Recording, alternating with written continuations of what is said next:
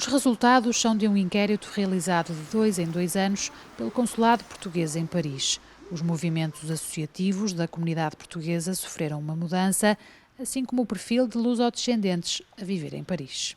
Há realmente hoje uma forma de estar diferente, enfim, há uma presença portuguesa em todos os segmentos da sociedade francesa, não há quase domínio nenhum onde não haja um português ou outro que se evidencia, ou pelo menos que se integrou facilmente no domínio profissional, social, etc. Esse aspecto foi talvez a mudança mais importante que encontrei. Talvez esse seja o contraponto, quer dizer, o movimento associativo fatalmente conhece algumas modificações e é importante, se calhar, que conheça, e eu não vejo isso como um aspecto particularmente preocupante ou negativo. O movimento associativo cumpriu uma função muito importante nos anos 60 e nos anos 70.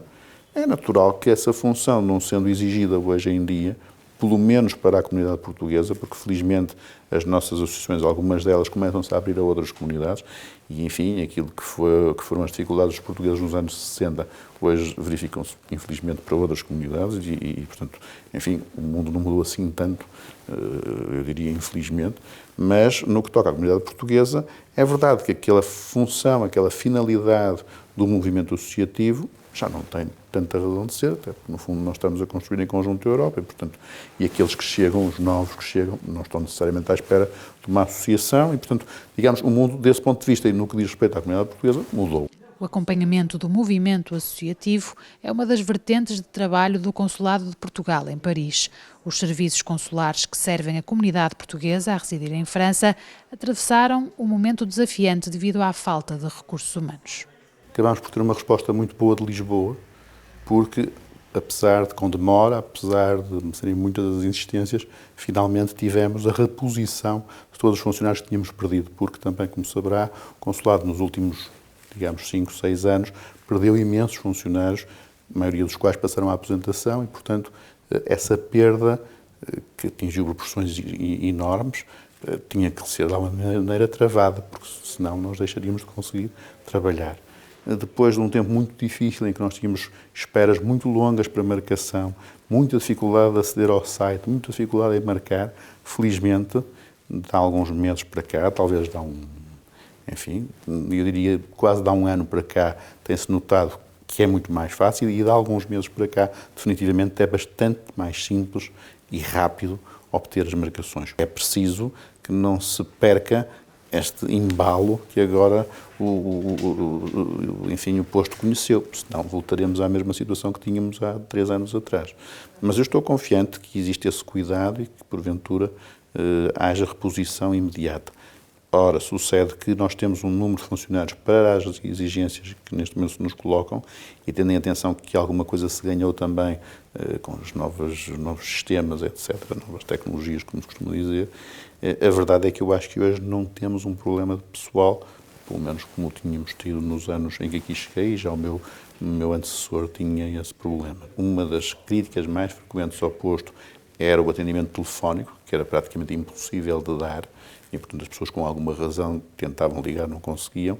Acabou por ser resolvido, se quisermos, pelo Centro de Atendimento Consular que funciona em Portugal e que, como sabe, foi uma das grandes iniciativas, enfim, do governo agora cessante, na verdade, produziu efeitos muito positivos e, aparentemente, funciona bem. A nossa articulação com o CAC, com o Centro de Atendimento Consular, é excelente.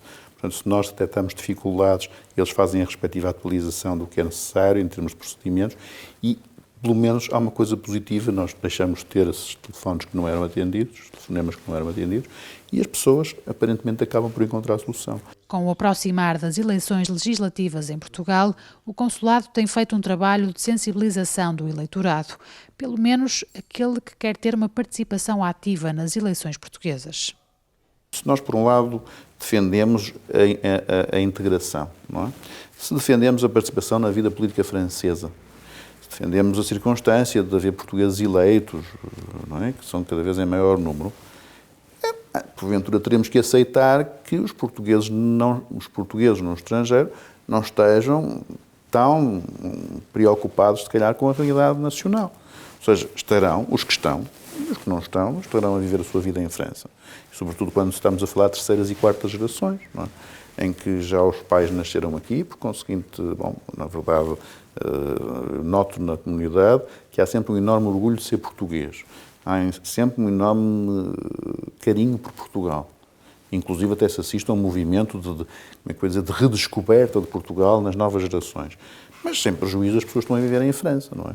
E, portanto, acho que também aí há que balançar, equilibrar, aceitar as dinâmicas que acontecem. Procuramos, sim, promover a participação política, inclusive em Portugal, e, portanto, alertamos para a eleição das eleições, para a circunstância das pessoas terem a oportunidade e o dever de votar, mas, por outro lado, também achamos que se as pessoas estão implicadas na vida francesa, tanto melhor para elas, ótimo.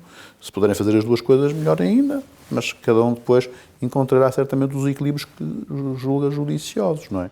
As informações relativas ao processo eleitoral estão disponíveis no site do Consulado Português para quem quer exercer o direito de voto no dia 10 de março.